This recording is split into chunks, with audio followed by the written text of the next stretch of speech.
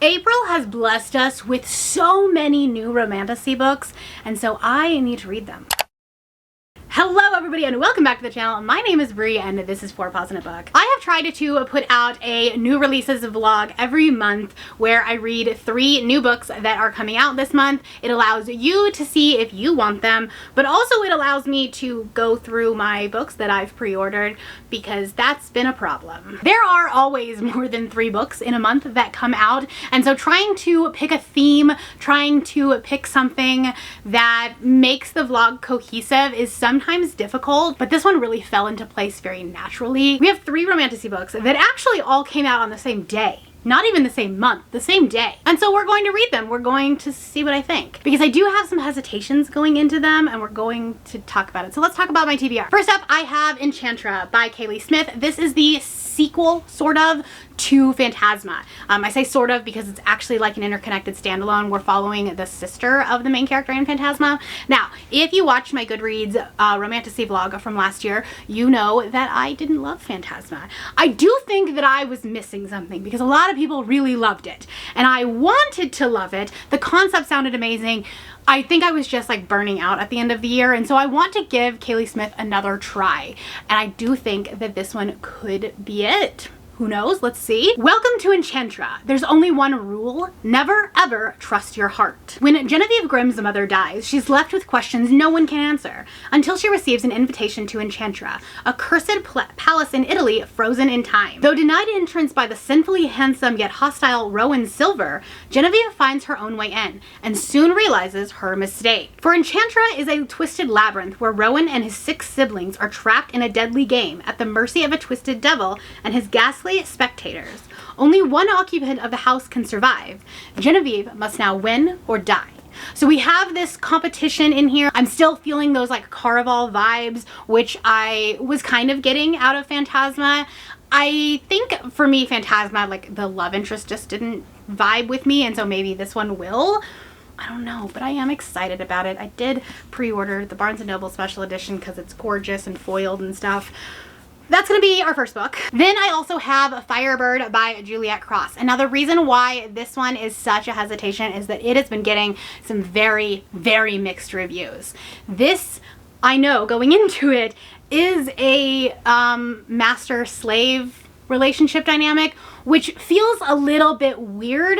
Also, there has been talk of like her being a minor, not when things happen, but like when they first meet. Here's the thing, I do love a dark romance, and so I'm not worried that it's going to be triggering for me. What I just hope is that it's going to be tastefully done, because obviously that is an interesting power dynamic that potentially is going to be a problem, but it's something that I want to like see for myself before I make that decision for my own taste. So we're going to read it. I'm going to talk about it one way or the other. I do want to put the caveat though that I am of the Wonder Bread variety, and so my voice should not be the one that we should be listening to when, like, if I say like, yeah, this was great, I think it was fine, there wasn't any problem, like, don't listen to me because I'm white and I'm not the voice that should be championing that. So it's gonna be a very delicate situation that we're going to be walking into, but I wanted to put that caveat out there. And then the third one was actually very much a wild card. Very much one that I didn't even have on my list. It's not on my anticipated releases. I made my little Instagram carousel and didn't have this one on there because I didn't know it existed. And then I was walking into Barnes & Noble, as one does on New Release Tuesday, and I saw The Never List by Jade Presley. This is Red Tower's newest release. It's got beautiful sprayed edges, and this is a Why Choose Romantasy, which also has trials in it, I think. So this is the 4 princes of Lumathist need a mate, and everyone wants a chance, except for her. So I think this has been kind of like a grown-up selection is what this has been comped to, and it's also Why Choose. So there are 4 men, which is a great time. I'm definitely like leaning into my Why Choose era right now. It's funny, I was walking through Barnes & Noble, I was like taking some footage for a TikTok, and I saw this and like the little blurb said Why Choose, And I'm like, that's interesting. I've never heard of this. I texted it to Mel and I was like, oh, have you ever heard of this before? Like, have you heard of the author? And she just sends me, ha ha ha ha ha. And then a picture of her starting the book on audio. So I bought the book. We're gonna buddy read it. That's the plan. That's the introduction. It was very long. I talk a lot. Let's get into the vlog portion of the video. We are here with an update. I am about 50% of the way into The Never List by Jade Presley, and I am having a fun time with it. Is this doing anything remarkable in the terms of like fantasy or even romantasy? No, it's a fun time. It's a vibes book, 100%. I think that we like really don't know enough about the men. I think that that's the problem with Why Choose, and I say it's a problem. It's the complication with Why Choose romances, because you have that many more main characters that you have to differentiate and make them their own separate, unique character. And I feel like right now we know about 2 of them, and obviously we have 50% of the book to go. I really like Cal. I think he's kind of like, he tries to be tough. Like the other men are kind of tough and he tries to be, but really deep down he is a golden retriever and he wants to protect her. But he does have like this possessive streak. Like, yeah, when he like pushes her into the back of the kitchen at the restaurant. Genius, beautiful. Honestly, like the smut is good. There's a lot of it because again, it's Why Choose. There are 4 men. We have to have 4 relationships that we're building. The smut's good. It's also like really personal. Like it feels very emotional, which I really appreciate in smut, when the author can also like tie at your emotional heartstrings on top of having like really good smut. I do think that the plot, like this idea of her trying to figure out what happened to her sister and her family and stuff like that, is falling behind the relationships and the romances, even though like that was her main point in going there. But I mean, like I said, we could find out more in the second half of the book. I love the audiobook. It's done so well. But yeah, I'm having a good time. It's a vibes book. It's not anything groundbreaking. It's not my favorite Why Choose romance that I've ever read, but you know, it's a fun time. So that's all you can ask for sometimes with romantasy. Like there are different levels of books in any genre, but I think it's especially true in romantasy, or at least it's just more obvious to me because that's what I read. But there is there's different levels of romantasy. There's different levels of like reading complexity that you want in a book, and that just kind of depends on like what you're trying to get out of it. And one is not better than the other, one is not less than the other. It's just that like sometimes you're in the mood to read something with a lot of smut and something you don't necessarily need like all of your brain power. You don't need to think about the commentary, the things that are going on in the background, but other times you do want that. And so there's not anything wrong one way or the other. And so like when I say something is like a vibes book, or it's, you know, a fun goofy time, I feel like I can give the connotation that it's not as interesting, that it's not as good of a book as something that like has something very deep and powerful and impactful to say, because I think that there is a benefit in both sides of that coin. There is a benefit in reading something just for fun, just to escape the hellfire that is reality. You know what I mean? It's, yeah, that's all I gotta say right now. That's my update. Anyways, yeah, I'm gonna try to finish this today. I do have a lot going on, but I'm trying to get a lot of stuff like prepped and ready for next week as far as like content and things, because I definitely fell behind last week. So there's that. But yeah, I just want to give you an update. So I'll check back in when I have something to say or when I finish the book. Hello, I'm doing a quick phone update because I am like 75% of the way through The Never List. I was listening to it on my way to work this morning. This book is so brilliantly written in that every time we focus on one of the princes, they become your favorite. And you're like, wait, no, he's my favorite. No, wait, he's my favorite. And we just got to the Pierce part And he's the one that can like read minds, but he has specifically said like he's not trying to enter Riley's mind. He's not going to do that without consent. And she finally lets him in. And that scene, that smut scene that happens after that like mind meld essentially, is the best thing I've read in a very long time. That it was so personal and emotional, and like I was saying yesterday, like when you can do smut that is both like just really good spice, but then also has this deep emotional connection to it, it's so well done. So like right now, Pierce is my favorite, and that was phenomenal. But like before that, like Cal was my favorite, and so like, but I also like Axel, and it's like I don't know. And then so we're gonna go to Jax next. He's gonna be like the last prince, and that one I think is gonna be really interesting, and I think is probably going to be the most powerful, just in the way that it's been set up, because at this point Jax is not as invested in Riley and in the you know, the polycule as a whole. But I feel like it's going to be the most powerful one, because it's going to be like the biggest hurdle that they're going to have to jump. It's funny because yesterday I was going to come and talk to you, like yesterday afternoon, I was about like a little past 50%, and I was like, okay, I'm feeling like the stakes are not high enough, because the idea of this like consent where like they give her the token and then in turn she chooses them. It's very like Bachelorette style, right? So she has to choose all of them. All of them have to choose her. It's a very like consensual thing, and I kind of love the way that it's set up. But it was just like very obvious to the reader, just because we're in everybody's POV, that it was like, I was like, okay, it's not like anybody's not going to choose her, and like she's gonna choose everybody. It's just very obvious, right? Everybody's just head over heels down bad for each other. So I was like, oh, this is like, it feels less high stakes. But then when we got to Pierce's part, and we're starting to find out more about like her sister and how that, like the reason why she was there in the first place, and like, you know, the king is like basically trying to give her this offer to reject. I don't know, like if now it's starting to feel a little bit more like high stakes, a little bit more like rooted in reality, that she's both trying to hide who she is and why, like her motives behind being there in the first place, but then also like starting to fall for everybody.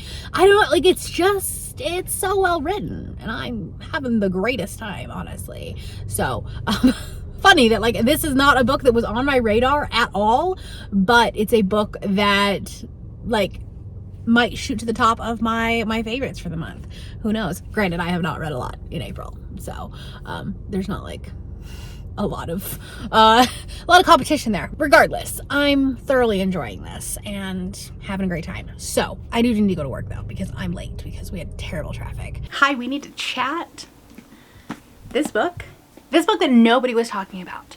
This book was not on anyone's radar.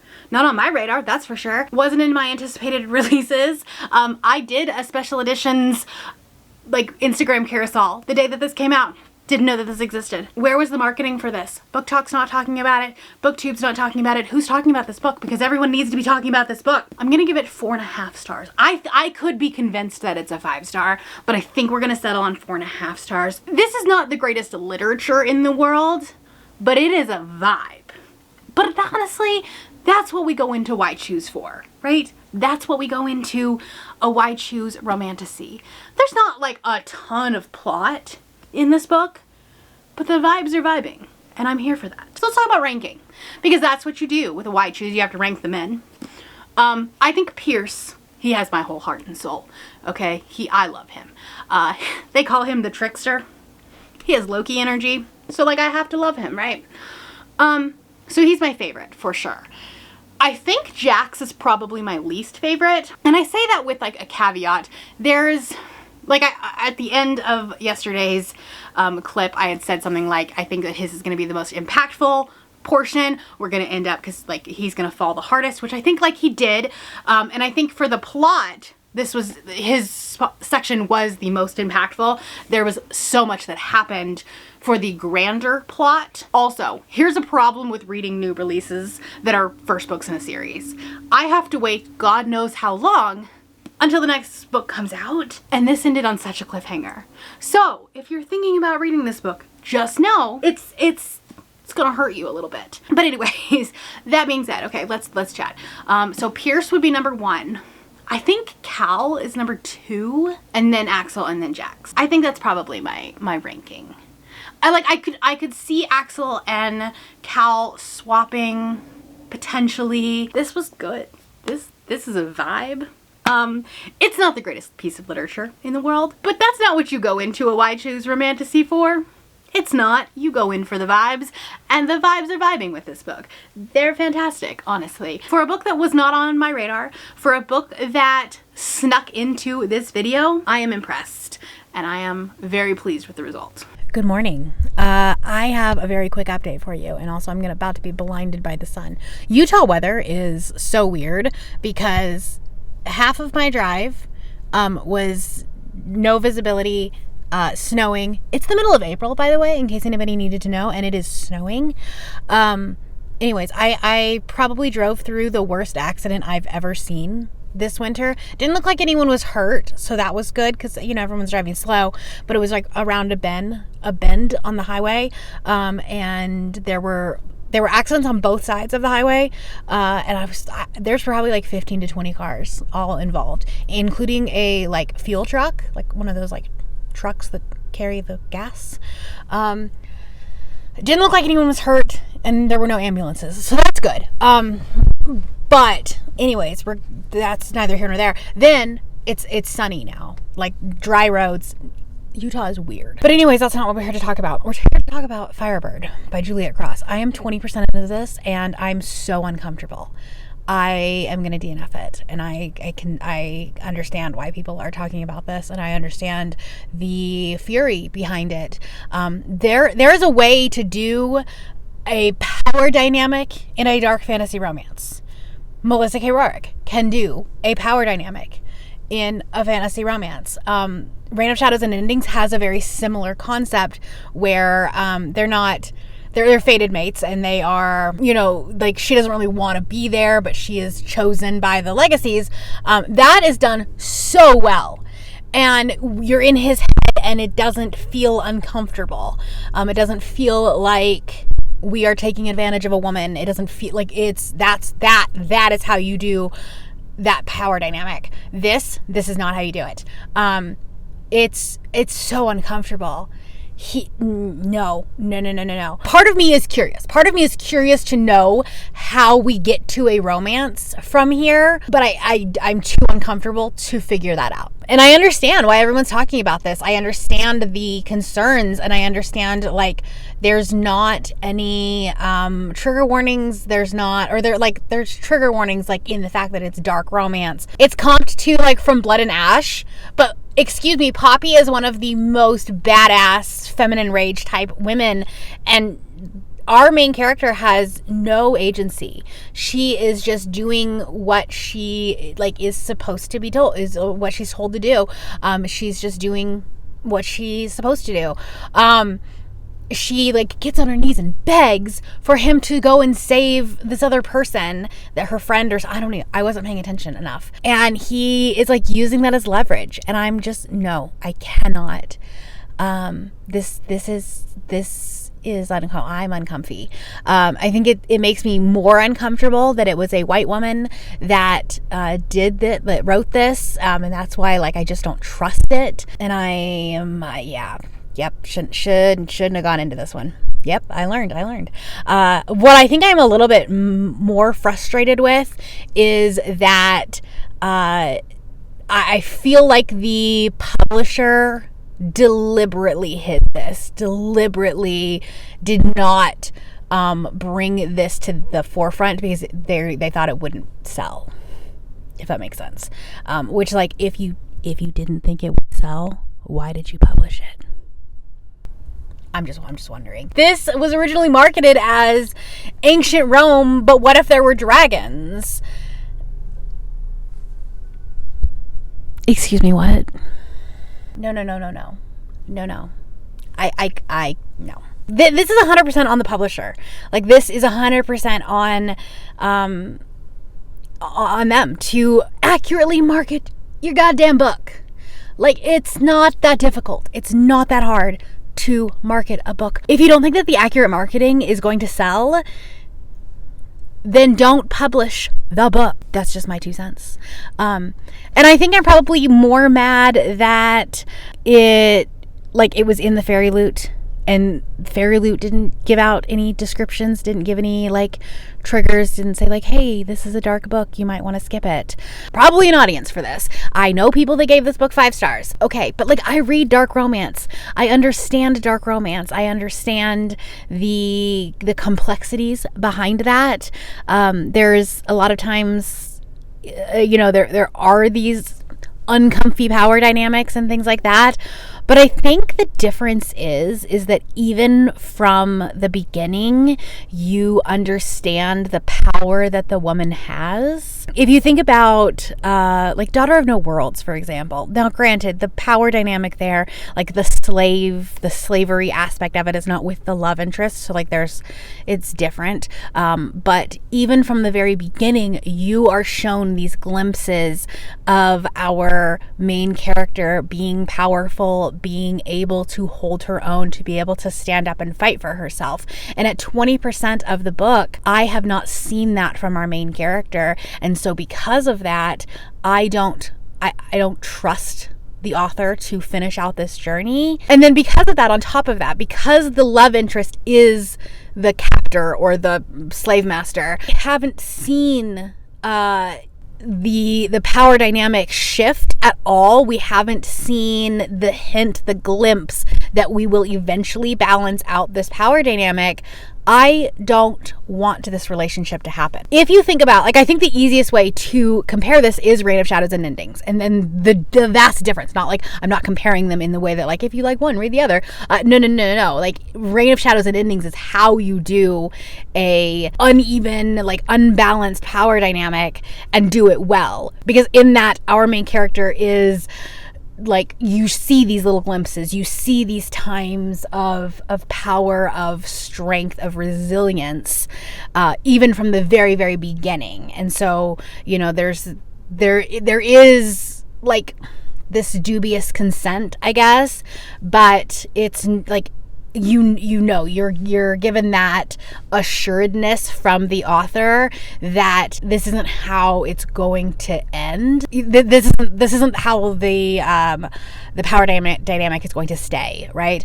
Sorry, it's very early and I'm trying to be coherent and it's not working. In this book, I was never given that hope, that assuredness, even at 20%. So because of that, I don't want this relationship to happen. I am not rooting for it. And if you're going to have a romantasy, right? So the romance is the main point of the plot, right? Or at least to be an equal measure. We were promised a romance. And just like I've always said in contemporary romance, if you don't want the romance to happen, what's the point of the book? This could have been you could use this. You could have this exact story as a dark epic fantasy, because those are not promised happy endings. Those are not promised love and banter and that aspect of romantasy. But it's romantasy, so we're expecting something. So anyways, I think I've talked enough for this. I'm going on 10 minutes at this point. But yeah, we're going to DNF this book. So sorry that I didn't think about it and didn't change out my book when I did my intro. So, but I had the fancy special edition. What was I supposed to do? I had to try it. But now at least I have my own voice, my own opinion, and it is something that I'm not just listening to other creators, which you should do. You should definitely listen to creators, especially ones that don't look like me. But at least now I know. So I was hoping, it's okay. The people just don't understand dark romantasy. It's all gonna work out. But I no, it's not. I don't want it to. So we're done. we're gonna move on to Enchantra. Hello, I just got home from work, which is why I look like a professional. And also, it is a school, like we live in a school zone, and so you'll probably hear kids walking by. But I want to come talk to you because I'm about 35% of the way through Enchantra, and okay, I have mixed feelings about this book because I will say the banter be bantering in this book. I think I like Genevieve better than the main character in Phantasma. I can't remember her name right now, but I think I like her better because she's sassy. She's giving younger sister energy, and I kind of love it. Also, the fox, like that was a fun, interesting dynamic, a fun, like interesting, I don't know, like element to the magic system. And I think the world building is 100% there. This is a very atmospheric book. I think if you like gothic stories, you're gonna really like this, or at least like the setup of it. But yeah, like I like her. What I am missing, I think, and I had the same problem with Phantasma, I think it might be the writing style that I'm not connecting with. I'm not sold yet, and I feel like everyone that has been reading this book, because I'm in a Discord group where a lot of people are reading it and everyone's loving it, and I don't know why, but I'm not.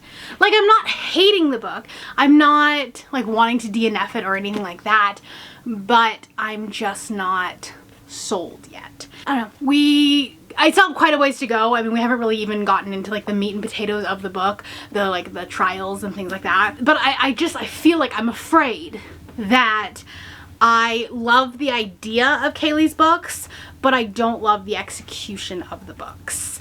And like, here's the thing with an author, like with writing style, that's not really something that is going to change over time.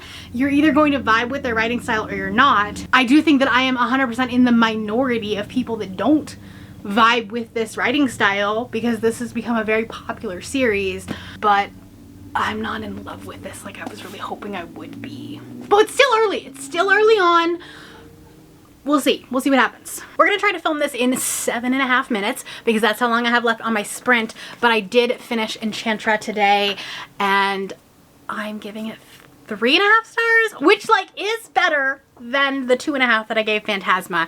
I do think that like technically this is better written than Phantasma.